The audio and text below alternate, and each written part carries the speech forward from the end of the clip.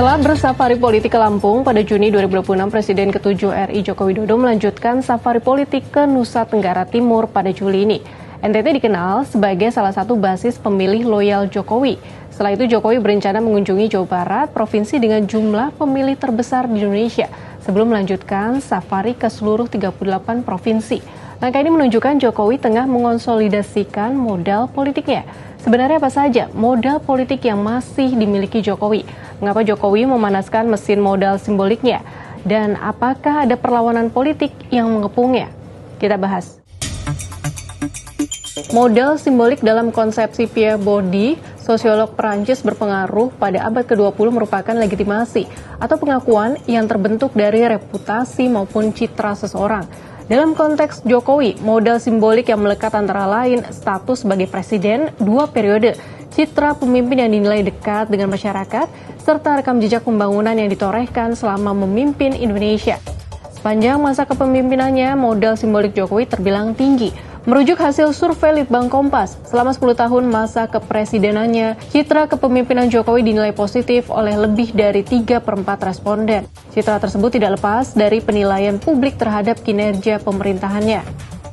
Namun dalam perspektif modal politik, legitimasi simbolik tidak permanen. Seiring berjalannya waktu, tantangan dan tekanan politik dapat menggerus besarnya modal yang dimiliki.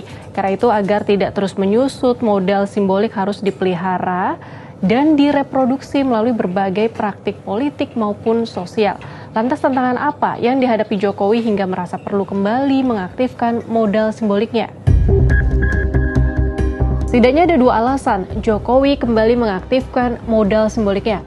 Pertama, untuk menjaga keberlanjutan pengaruh politiknya hingga pemilu 2029. Meski masih memiliki pengaruh di pemerintahan melalui anaknya Gibran Rakabuming, Jokowi tetap membutuhkan kendaraan politik yang kuat.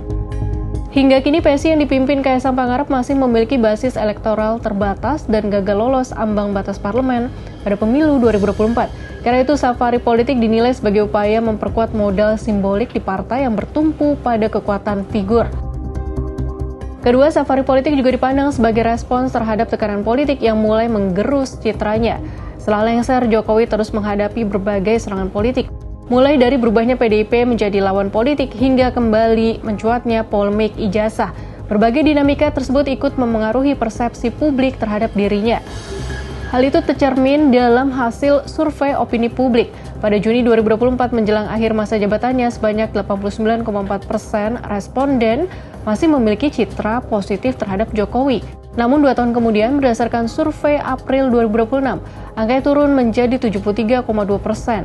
Sebaliknya citra negatif meningkat cukup signifikan, dari sekitar 7,6% menjadi 21,8%.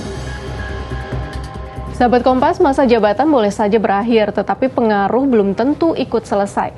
Safari politik Jokowi ini menjadi ujian apakah modal simbolik yang dibangun Presiden ke-7 RI selama 2 periode ini masih mampu dikonversi menjadi kekuatan elektoral dan politik, atau mulai kehilangan daya pengaruh di tengah perubahan peta kekuasaan nasional.